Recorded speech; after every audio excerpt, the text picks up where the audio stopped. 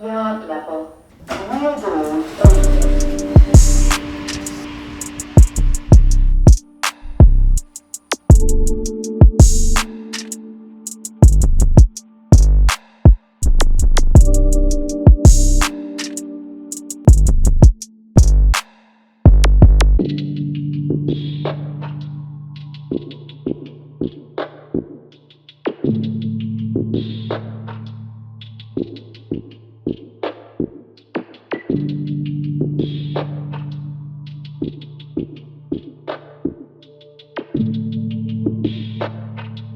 What's up, people? Peace and blessings to all. Sabre here from APS. Welcome to another episode, and in this video I'm going to show you King's Cross in London. King's Cross is a historic district in London, and it's got almost 2,000 years worth of history.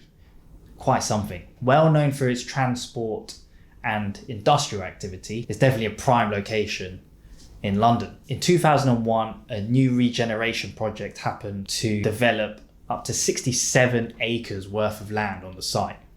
That's a lot of development. And that formed King's Cross Estate. From work and education to leisure and domestic, it's built its own community and culture. It's one of my favourite developed areas in London because of its stunning architecture on the site, and they've been designed by great architects. I'm going to show you a few spots that I came across that I really liked and I wanted to share with you guys, that I experienced and photographed.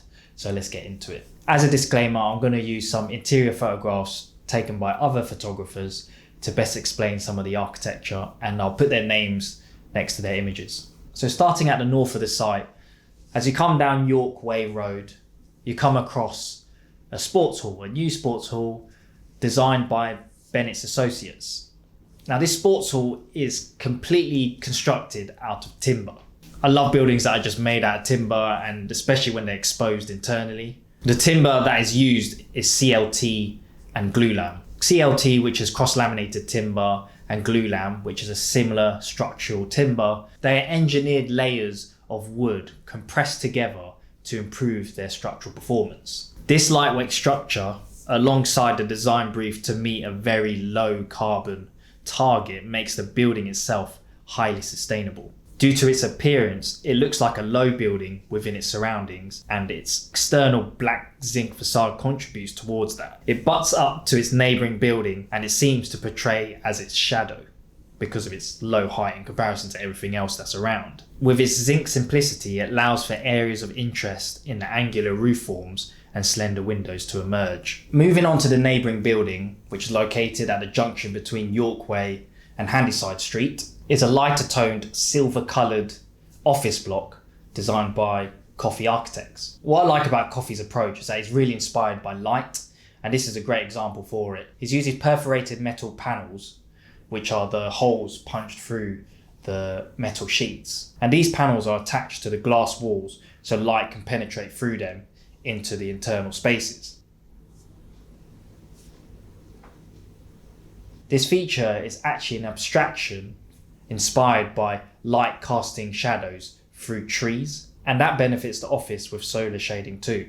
And that's the great thing about architecture for me. When the designer has gone so deep that it is more than just a building, there's a level of artistry that's playing within the design. Like the neighbouring sports hall, it has multiple pitched roofs, but the difference with this is that it continues around the building as a rhythm, which again enhances the connection with natural light.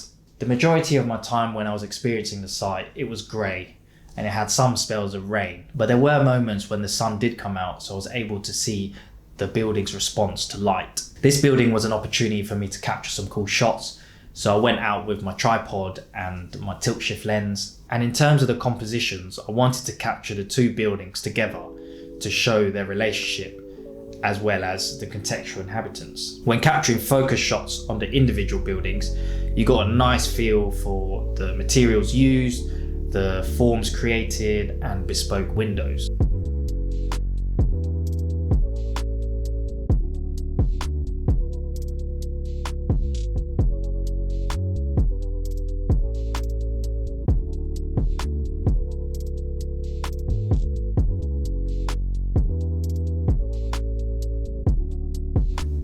But it's funny how the contextual photos, when I stepped further back to allow more into my composition, how it drew a lot of attention to the activity happening in the background, like the cranes and the larger buildings. For the cranes, it just illustrates that there's still a lot happening on this site and it's constantly developing and growing. So I mean, for APS, that's great. So I can come back again to King's Cross and do another video and show you some more cool architecture. Now, the larger buildings behind the office block, specifically the one adjacent to it, which is called the R7. This is a cool building on its own. It just speaks for itself. I mean, just look at the color.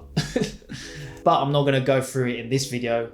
I'm gonna make it into a part 2. So make sure you stay tuned for next week's episode. So I'll start talking about that building and another place in King's Cross, which is really cool. I feel like I'm trying to share a lot of information about King's Cross, so I thought it was best and fair to split it over 2 videos. I hope you enjoyed this week's episode. Let me know in the comments below what you think about this duo building of the black zinc sports hall adjacent to the silver office block. They're both located in an area of King's Cross that just doesn't get that much activity in comparison to where the station is and the touristy spots are. They do need more love, so that's why we feature them on APS, to give them that level of appreciation to share with you and everyone else. And that's it from me. Thanks for watching. Make sure to subscribe to the channel if you haven't already, and I'll catch you in the next one.